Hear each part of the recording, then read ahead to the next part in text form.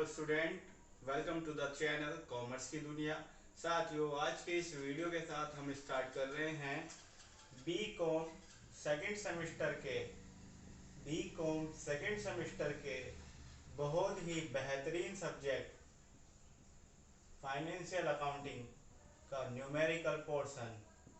इससे पहले भी हमने आपके लिए फाइनेंशियल अकाउंटिंग की कुछ वीडियोस अपलोड की हुई है, तो आप वो जा करके देख सकते हैं।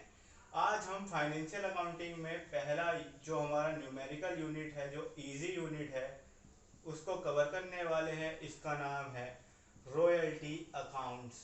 ठीक है साथियों, रॉयल्टी अकाउंट्स को हिंदी में कहा जाता है अधिकार शुल्क। ठीक है साथियों, ये बात आपको समझ में आएगी।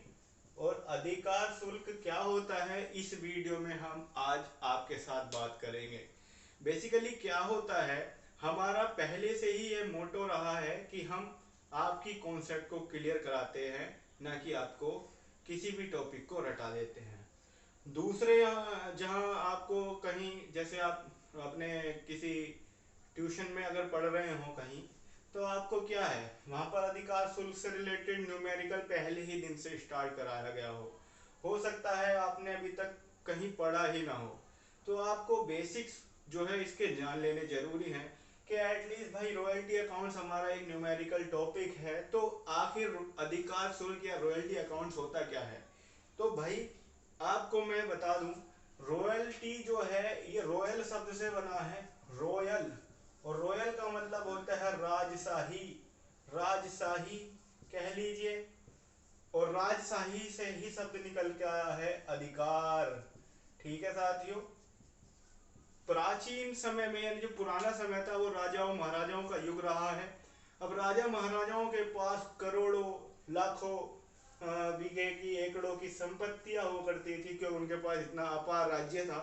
अब वो राज्य में अपनी जो भूमि है उनको स्वयं तो उत्पादन के लिए प्रयोग में नहीं ला सकते थे, तो उन्होंने क्या किया, अपनी भूमि को छोटे छोटे किसानों को दिया, जिसके बदले उन्होंने अपना जो है अधिकार लेना शुरू कर दिया। या फिर कह लीजिए किसान जो उत्पादन करते थे, उसके बदले राजा और उनके बीच होने वाले आपसी समझौते के तहत वो कुछ ना कुछ जो है वहां पहुंचाते रहते थे। ठीक है साथियों, यहीं से आपके लिए एक भूमिका जमाते हुए अधिकार शुल्क के विषय में मैं समझाने की कोशिश कर रहा हूं।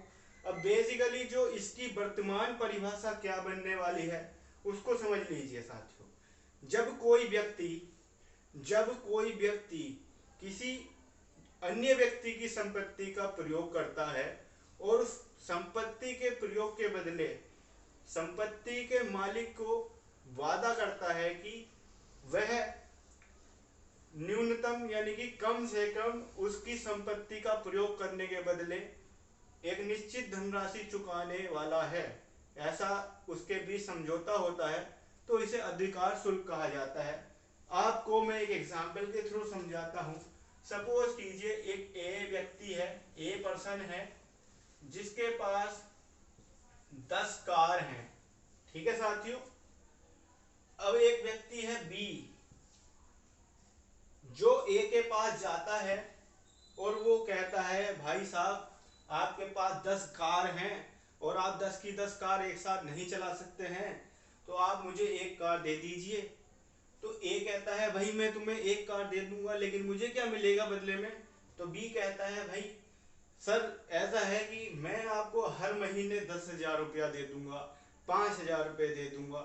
भाई ए भी बहुत चालाक व्यक्ति है, उसका कहना है भाई तू 10,000 5,000 रुपये मुझे फिक्स दे करने के बाद वहां क्या पता कितना मेरी गाड़ी का प्रयोग करेगा, तो मैं तुझे अपनी गाड़ी दे रहा हूं, लेकिन तू मुझे प्रति किलोमीटर या प्रति दिन या प्रति यात्री जो भी तय हो, प्रतिदिन प्रति किलोमीटर या प्रति यात्री, जिस हिसाब से भी समझौता तय हो रहा है उसके हिसाब से पैसा दे।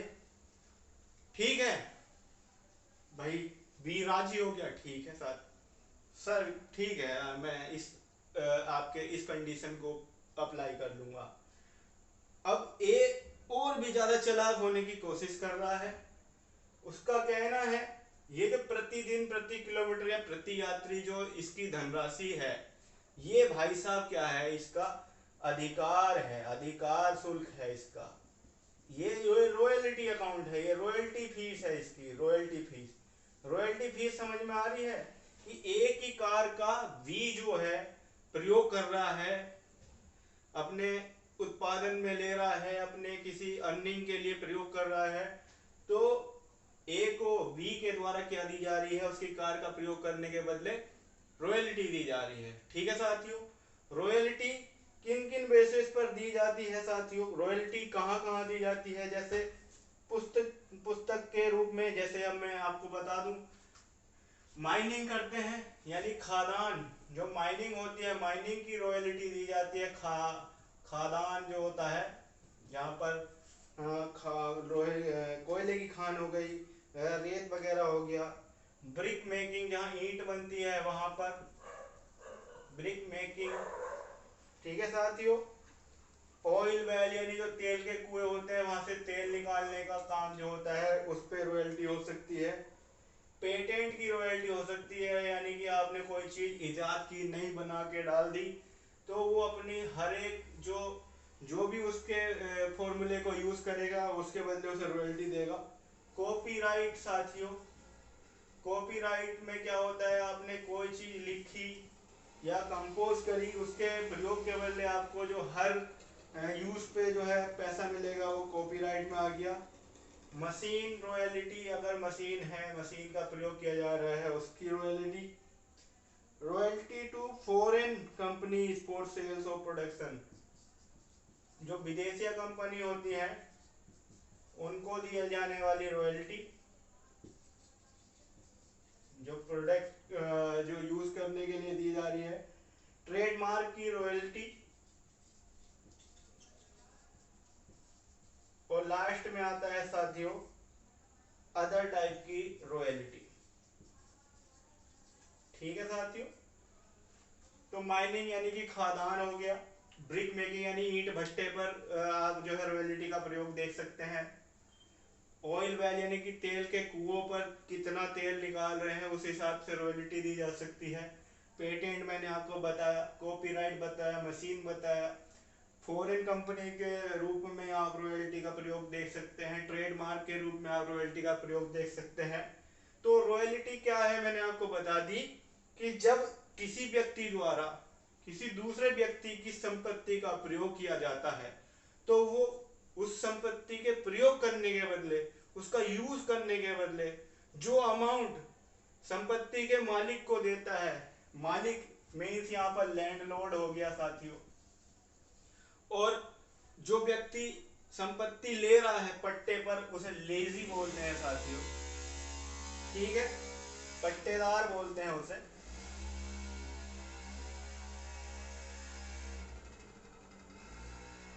तो यहाँ पर किराए मालिक हो गया, लैंडलॉर्ड जो है संपत्ति का मालिक, तो उसे दिया जाने वाला जो धन है वो रॉयल्टी कहलाती है।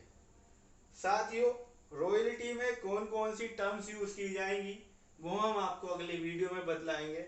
उम्मीद करता हूं कि ये जो टॉपिक रहा होगा आपका, आपको समझ में आ गया होगा। फिर एक बार आपको बतला दूं कि आपकी कोई संपत्ति है, उसका प्रयोग आप किसी दूसरे व्यक्ति के हाथों में दे दें करने के लिए, तो आप जो है उससे जो भी धनराशि लेंगे वो उसका अधिकार शुल्क होगा। ठीक है साथियों, मिलेंगे आपसे अगली वीडियो में अगले टॉपिक के साथ। तब तक बने रहिएगा कॉमर्स की दुनिया के साथ। चैनल अगर आपने सब्सक्राइब नहीं किया तो फटाफट चैनल सब्सक्राइब करें, एग्जाम की प्रिपरेशन के लिए तैयार हो जाइए। यहाँ पर आपको मिलेंगे कॉमर्स से related A to Z video. Thank you so much.